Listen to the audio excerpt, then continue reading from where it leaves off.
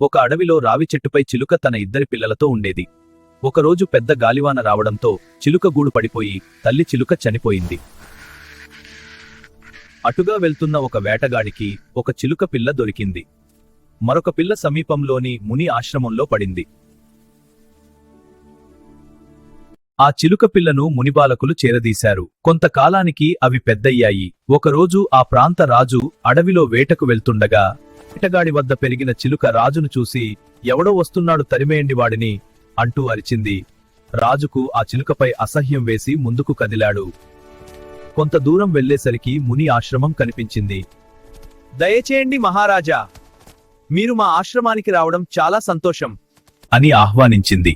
అప్పుడు రాజు, ఈ రెండు చిలుకలు చూడడానికి ఒకేలా ఉన్నాయి, కాని వీటి స్వభావంలో ఎంత తేడా ఉంది అన్నాడు. దానికి ఆ చిలుక, వాడు నా తమ్ముడే మహారాజా, వేటగాడి వద్ద పెరగడం వల్ల అలా మారిపోయాడని చెప్పింది. నీతి, పెరిగిన వాతావరణం బట్టే ప్రవర్తన ఉంటుంది. Like, share, subscribe.